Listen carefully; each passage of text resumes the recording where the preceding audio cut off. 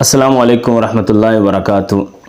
چند گزارشات نبی کریم علیہ الصلوۃ والسلام کی اخلاق کریمہ کے حوالے سے جو قرآن پاک میں بیان ہوئے، جو حدیث پاک میں بیان ہوئے، اور بعض صحابہ کرام نے حضور علیہ الصلوۃ والسلام کے خوبصورت اخلاق کی جو گواہی دی، وہ آپ کی خدمت پہ پیش کرنے کی سعادت حاصل کرتا ہوں۔ قرآن پاک میں اللہ رب العزت نے ارشاد فرمایا سورہ قلم وَإِنَّكَ لَعَلَىٰ خُلُقٍ عَظِيمٍ، بے شک آپ اخلاق کے بلند مرتبے پر فائز ہیں۔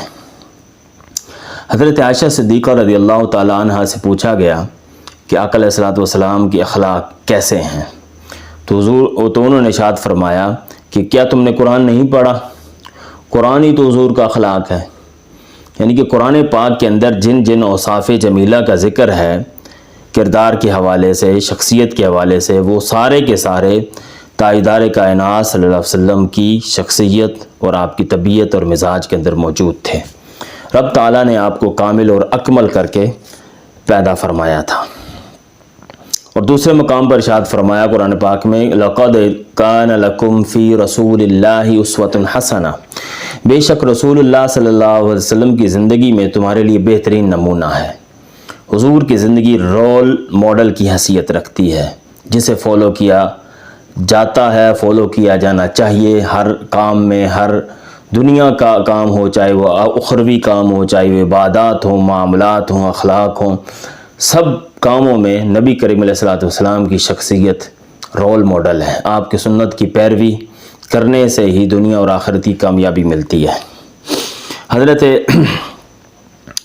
جابر رضی اللہ تعالیٰ عنہ کی روایت سے آغاز کرتے ہیں، ترمذی کی حدیث ہے، فرماتے ہیں کہ ان رسول اللہ صلی اللہ علیہ وسلم قال ان من احبکم الی واقربکم منی مجلسا یوم القیامت احاسنکم اخلاقا، بے شک تم میں سے مجھے محبوب ترین شخص وہ ہے، مجھ سے محبوب ترین شخص وہ ہے، اور قیامت کے دن میری مجلس میں سب سے زیادہ قریب وہ شخص ہوگا تم میں سے جس کے اخلاق سب سے اچھے ہوں گے۔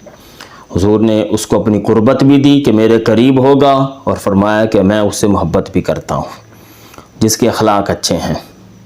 اور اس کی وضاحت نبی کریم علیہ الصلوۃ والسلام نے ایک اور حدیث میں یوں ارشاد فرمایا وہ لوگ جن کے پہلو لوگوں کی خدمت کے لیے تواضع کے ساتھ بچھے رہتے ہوں گے، ان کے اخلاق اچھے ہیں۔ جو ہمہ وقت لوگوں کی خدمت کے لیے، خدمت انسانیت کے لیے اپنے آپ کو وقف کر کے رکھیں، تواضع اور انکساری کے ساتھ لوگوں کی تفریق کیے بغیر ہر ایک کی خدمت کے لیے اپنے آپ کو وقف کر دیں، کوئی غریب ہے، کوئی امیر ہے، کوئی لاچار ہے، کوئی کالا ہے، کوئی گورا ہے، کوئی پیلا ہے، عقیدہ مسلک اور سے نکل کر انسانیت کے درجے پر آ کر لوگوں کی خدمت کریں، فرمایا ان کے اخلاق سب سے اچھے ہیں۔ جو ہر وقت جن کے پہلو اور ہاتھ لوگوں کی خدمت کے لیے ہر وقت بچھے رہیں۔ کیوں بچھے رہتے ہیں ان لوگوں کے ہاتھ؟ کیونکہ ان لوگوں کے اندر کبر نہیں ہوتا، تکبر نہیں ہوتا، خود پسندی نہیں ہوتی، نفس پرستی نہیں ہوتی، تکبر نہیں ہوتا، حقارت نہیں ہوتی، تنگ نظری نہیں ہوتی۔ اس وجہ سے وہ ہر وقت لوگوں کو خدمت کے لیے اپنے پہلو اور اپنے ہاتھوں کو بچھائے رکھتے ہیں، دوسروں کی خدمت کے لیے اپنے آپ کو وقف کر دیتے ہیں، دوسروں کی بھلائی کے لیے اپنے ہاتھوں کو بچھائے رکھتے ہیں۔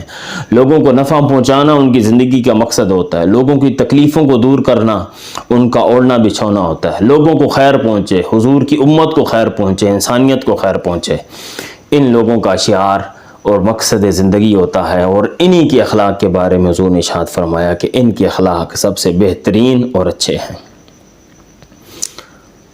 حضرت خدیجہ الکبریٰ رضی اللہ تعالیٰ عنہ آقا علیہ الصلوۃ والسلام کی زوجہ مبارک، اور یہ وہ خاتون ہیں جنہوں نے نبی کریم علیہ الصلوۃ والسلام کے ساتھ اعلان نبوت سے پہلے 15 سال حضور علیہ الصلوۃ والسلام کی قربت میں گزارے ہیں۔ 40 سال کی عمر میں آقا علیہ الصلوۃ والسلام نے اعلان نبوت فرمایا، تو اس وقت حضور علیہ الصلوۃ والسلام کی جب شادی ہوئی حضرت خدیجہ الکبریٰ سے، تو اس وقت حضور کی عمر 25 سال تھی۔ تو 15 سال حضرت خدیجہ الکبریٰ رضی اللہ تعالیٰ عنہ حضور علیہ الصلوۃ والسلام کے لیل و نہار کو دیکھا، آپ کے روز و شب کو دیکھا، آپ کی خلوت و جلوت کو دیکھا، آپ کے رہن سہن کو دیکھا، آپ کی شخصیت کا مطالعہ کیا، اور مطالعہ کرنے کے بعد آپ نے ایک اسٹیٹمنٹ جاری کیا. جب پہلی وحی نازل ہوئی تو آقا علیہ الصلوۃ والسلام پر کچھ اضطرابی کیفیت تھی تو آپ گھر تشریف لائے. تو اس وقت حضرت خدیجہ الکبریٰ رضی اللہ تعالی عنہا نے آپ کو حوصلہ دیا اور فرمایا واللہ ما یؤذیک اللہ ابدا، خدا کی قسم اللہ آپ کو کبھی بے آبرو نہیں کرے گا، آپ پریشان نہ ہوں. کیوں؟ اس لیے کہ آپ ہمیشہ سچی بات کرتے ہیں. یہ آپ کے اخلاق کی، اب حضرت خدیجہ آپ کے اخلاق گنوا رہی ہیں کہ آپ کے اندر کیا کیا اوصاف ہیں.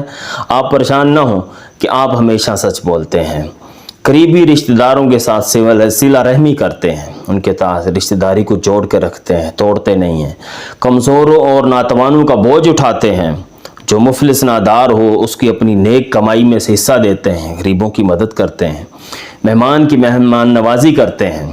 اس طرح حضور کی ایک اور حدیث میں ارشاد ہے من کان یؤمن باللہ والیوم الآخر فلیکرم ضیفہ، مہمان کی عزت کرو، تکریم کرو. فرمایا حق کی وجہ سے کسی کے پر اگر مصیبت آ جائے تو اس کی مدد کرتے ہیں، دستگیری فرماتے ہیں.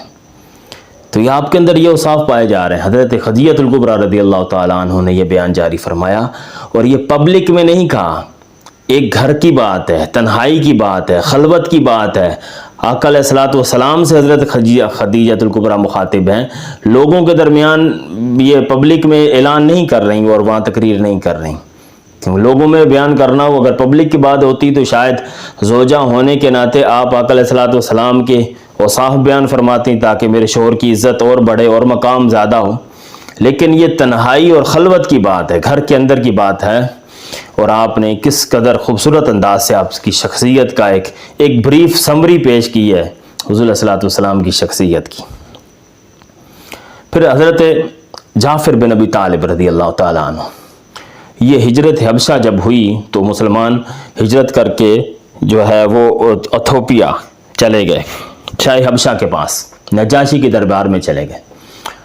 وہاں جب پہنچے تو پیچھے سے کفار مکہ بھی اپنی شکایات لے کر نجاشی کے پاس پہنچ گئے کہ ہمارے کچھ لوگ مکہ سے بھاگ کر باغی ہو کر تمہارے ملک میں آ گئے، ہمیں واپس کرو. نجاشی نے کہا کہ بھئی میں ان کا مقدمہ سنوں گا، ان کی باتیں سنوں گا، اس کے بعد فیصلہ کروں گا.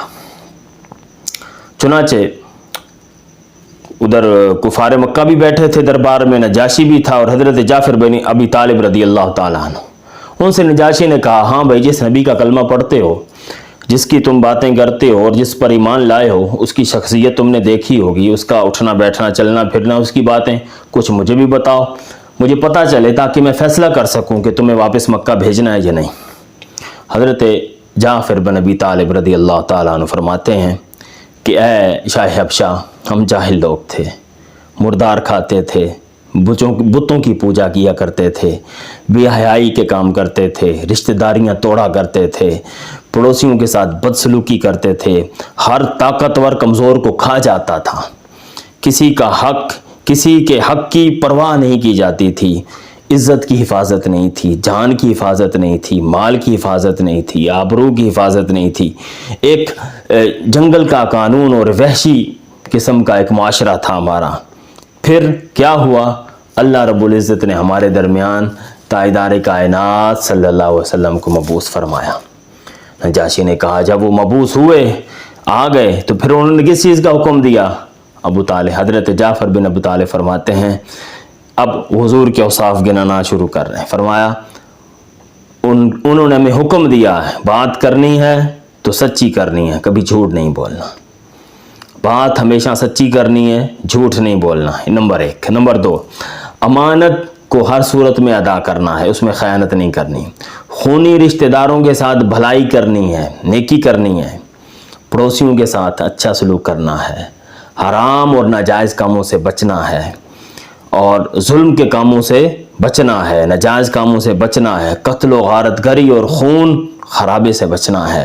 ہر ایک کی جان کی تحفظ، ہر ایک کی جان اور مال کو تحفظ فراہم کرنا ہے.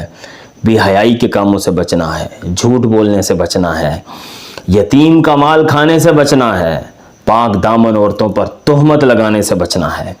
اور پھر آخر میں یہ 10 چیزیں گنوا کر 11ویں نمبر پر حضرت جعفر بن نے ارشاد فرمایا وہ کیوں ہمیں حکم دیتے ہیں کہ اللہ کی عبادت کرنی ہے، اس کے ساتھ کسی کو شریک نہیں ٹھہرانا، اس کی عبادت میں کسی کو شریک نہیں ٹھہرانا، صدقہ و خیرات اور روزوں کی پابندی، اس چیز کا ہمیں حکم دیتے ہیں۔ یہ سٹیٹمنٹ حضرت جعفر بن ابی طالب نے دی، اور اس کی ترتیب کو آپ ملاحظہ فرمائیں کہ صحابہ کرام حضور کے شاگرد تھے، حضور سے سیکھا تھا، تو حضرت جعفر بن ابی طالب نے اللہ کی عبادت سے حضور کے اوصاف کو شروع نہیں کیا کہ وہ حکم دیتے ہیں کہ اللہ کی عبادت کرو، روزے رکھو، نماز پڑھو، حج زکوٰۃ۔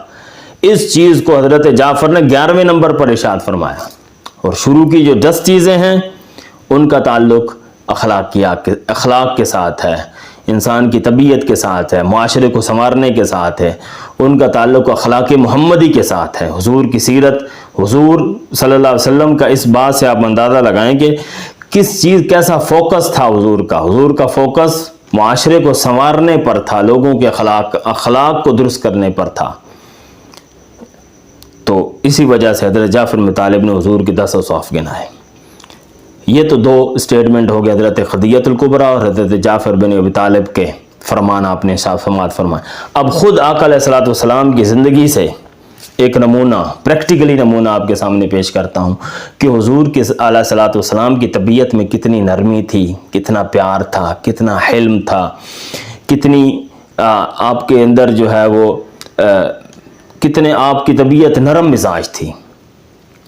جبیر بن مطعم روایت کرتے ہیں کہ غزوہ حنین سے واپسی پر جب مسلمانوں کو فتوحات ہوئیں تو بہت سارا مال غنیمت ہاتھوں میں آیا، تو وہاں کے کچھ دیہاتی لوگ تھے، عرابی لوگ، وہ بھی لینے کے لیے آ گئے مال، حضور صلی اللہ علیہ وسلم کے پاس آ گئے۔ دیہات کے رہنے والے تھے، آداب رسالت صلی اللہ علیہ وسلم انہیں زیادہ معلوم نہیں تھے، تو آتے ہی انہوں نے حضور صلی اللہ علیہ وسلم کو گھیر لیا۔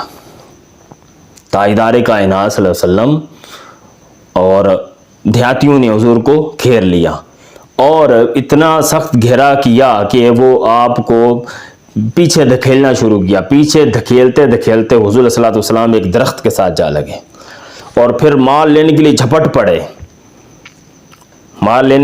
جھپٹ پڑے، ایسے چھیننا شروع کر دیا۔ حضور صلی اللہ علیہ وسلم کی چادر مبارک کو چھین لیا۔ اب اس سارے منظر کو ذرا آپ اپنے ذہن میں دہرائیں اور کیفیت دیکھیں کہ احرابی آ گئے ہیں، گھیرا ڈال لیا ہے، پیچھے کر دیا حضور کو، جھپٹ پڑے ہیں اور چادر مبارک بھی چھین لی ہے۔ تو یہ سارا منظر دیکھ بری آقا علیہ الصلوۃ والسلام کی طبیعت پر غصہ نہیں آیا۔ آقا علیہ الصلوۃ والسلام نے بڑی نرمی اور بڑے ہی تحمل کے ساتھ ان کی اس حرکت کو برداشت کیا، اور پھر فرمایا کہ صبر کرو، دیکھو میں تمہیں اتنا نوازوں گا، تمہیں مال عطا کروں گا کہ تم مجھے کبھی بخیل نہیں کہو گے، میں تمہاری جھولیاں مال سے بھر دوں گا، او کما قال علیہ السلام، لیکن اللہ کے بندو میری چادر تو مجھے واپس کر دو۔ تو یہ حضور صلی اللہ علیہ وسلم کی ایک پیارا انداز تھا، خوبصورت انداز تھا، نرمی تھی۔ اب چند احادیث اس کے اوپر میں آپ کی خدمت میں عرض کرتا ہوں۔ ترمذی کی حدیث ہے، حضور نے ارشاد فرمایا مومنوں میں سے کامل ترین مومن وہ ہے جو بہترین اخلاق کا مالک ہے اور جو اپنے اہل و عیال کے ساتھ انتہائی نرم رہتا ہے۔ پھر ابو داؤد کی حدیث ہے، حضور نے ارشاد فرمایا مومن حسن اخلاق کے ذریعے دن کو روزہ رکھنے والے اور راتوں کو قیام کرنے والے کا درجہ حاصل کر لیتا ہے۔ حسن اخلاق کے ذریعے رب تعالیٰ اس کو جو راتوں کو قیام کرتا ہے، تہجد کرتا ہے، اس شخص والا رتبہ دے دیتا ہے حسن اخلاق کی وجہ سے، اور جو پورا دن روزہ رکھتا ہے اس شخص والا رتبہ رب تعالیٰ حسن اخلاق اختیار کرنے والے کو دے دیتا ہے۔ ترمذی کی حدیث ہے، حضور نے ارشاد فرمایا ما من شیء اثقل فی المیزان من حسن الخلق، حسن اخلاق سے بڑھ کر میزان پر بھاری کوئی چیز نہیں ہوگی، حسن اخلاق کا وزن سب سے زیادہ ہوگا۔ امام احمد بن حنبل کی روایت ہے حرم علی النار کل ہین سہل قریب من الناس، وہ شخص آگ پر حرام کر دیا گیا جو نرم خو ہو، خوش اخلاق ہو اور نیک مجالس میں لوگوں کے قریب ہو۔ ترمذی کی حدیث، حضور نے ارشاد فرمایا تمہارے اپنے مسلمان بھائی کے لیے مسکرا دینا بھی صدقہ ہے، تبسمک علی فی وجہ اخیک لک صدقۃ، اسمائلنگ فیس کے ساتھ ملنا، اسمائلنگ انٹریکشن، تو یہ صرف مسکرا دینا یہ بھی صدقہ ہے، اس پہ بھی نیکی لکھی جاتی ہے۔ اور پھر بخاری کی حدیث ہے، حضور نے ارشاد فرمایا ان اللہ یحب الرفق فی الامر کلہ، نرمی رب تعالی ہر معاملے میں نرمی برتنے کو پسند فرماتا ہے، اور نرمی پر رب تعالیٰ اتنا عطا کرتا ہے، اتنا سختی پر عطا نہیں کرتا جتنا نرمی پر عطا کرتا ہے۔ پھر مسلم کی حدیث، حضور نے ارشاد فرمایا جو نرمی سے محروم ہوا وہ خیر سے محروم ہو گیا۔ تو نرم رہنا، نرم طبیعت اور مزاج یہ اللہ تعالیٰ کو بھی پسند ہے، اور آقا علیہ الصلوۃ والسلام کی سنت بھی ہے۔ تو رب تعالیٰ سے دعا ہے کہ رب تعالیٰ ہمیں حضور علیہ الصلوۃ والسلام کے اخلاق پر عمل کرنے کی توفیق عطا فرمائے۔ اب آخر میں ایک حدیث پیش کرتا ہوں۔ حضور نے ارشاد فرمایا افشوا السلام واطعموا الطعام وصلوا الارحام وصلوا باللیل والناس نیام یدخلون الجنۃ بالسلام۔ ابن ماجہ اور ترمذی کی حدیث ہے۔ حضور نے ارشاد فرمایا افشوا السلام، سلام کو پھیلاؤ، ہر آتے جاتے شخص کو سلام کیا کرو، جانتے ہو یا نہیں جانتے اسے سلام کیا کرو، کیونکہ اسلام سلامتی کا دین ہے، امن کا دین ہے، محبت کا دین ہے، پیار کا دین ہے۔ سلام کرنے سے محبت بڑھتی ہے، دوستیاں بڑھتی ہیں، اس وجہ سے سلام کیا کرو۔ اطعموا الطعام، اور لوگوں کو کھانا کھلایا کرو۔ آج پاکستان کے موجودہ حالات میں جب معاشی بحران آیا ہوا ہے اور اتنی مہنگائی ہے، اس وقت اطعموا الطعام، لوگوں کو کھانا کھلانا یہ واجب ہو چکا ہے۔ اہل ثروت پر، جنہیں رب تعالیٰ نے نواز رکھا ہے، جن کے پاس رب کے دیے ہوئے خزانے ہیں، انہیں چاہیے کہ اپنے خزانوں کا منہ کھولیں، لوگوں کو کھانا کھلائیں۔ یہ آقا علیہ الصلوۃ والسلام کا بھی پسندیدہ عمل ہے، اور رب تعالیٰ کو بھی بڑا محبوب اور پسندیدہ ہے۔ اللہ تعالیٰ کو بھی پسند ہے، آقا علیہ الصلوۃ والسلام کا بھی پسند ہے۔ اطعموا الطعام، لوگوں کو کھانا کھلاؤ، اور کھانا کھلانے میں پہل اپنے رشتہ داروں سے کرو۔ قریبی رشتہ دار سب سے زیادہ آپ کے حسن اخلاق اور آپ کے احسان اور آپ کی ہمدردی کے سب سے زیادہ حقدار آپ کے قریبی رشتہ دار ہیں۔ آپ کا بھائی اگر بھوکا مر رہا ہو اور اس کے پاس کھانے کو نہ ہو، اور آپ بار عام لوگوں میں جا کر صدقہ و خیرات کرتے پھریں، صدقے کی دیگیں وہاں کھلائیں، بریانیاں کھلاتے پھریں، آپ کا سکا ماموں، چچا، تایا، ماں کے رشتہ دار، والد کے رشتہ دار، قریبی رشتہ دار آپ کے بھوک سے مر رہے ہیں، ان کے پاس کھانے کا نہ ہو، اور باہر جا کر صدقہ و خیرات کرتے پھریں، تو رب تعالیٰ کو یہ چیز پسند نہیں ہے، بلکہ پسند یہ ہے کہ ابتدا اپنے خاندان سے کی جائے، ان کا سب سے زیادہ حق ہے۔ پھر آگے ارشاد فرمایا وصلوا الارحام، قریبی رشتہ داروں کو جوڑ کے رکھو، ان کے ساتھ اچھا برتاؤ کرو، سلوک کرو۔ وصلوا باللیل والناس نیام، پھر رات کو نماز پڑھا کرو جب لوگ سو رہے ہوں۔ اب یہ نماز پڑھنا اللہ تعالیٰ نے اپنا حق یہ چوتھے نمبر پر بیان فرمایا، پہلے نمبر پر نہیں کہا کہ راتوں کو اٹھ کر نماز ادا کرو جب لوگ سو رہے ہوں تو جنت مل جائے گی، اس کو چوتھے نمبر پر رکھا۔ اللہ تعالیٰ نے اپنے حق کو چوتھے نمبر پر رکھا، اور جو لوگوں کے حقوق ہیں ان کو پہلے بیان فرمایا۔ سلام کرو، کھانا کھلاؤ، اور رشتہ داریوں کو جوڑ کے رکھو۔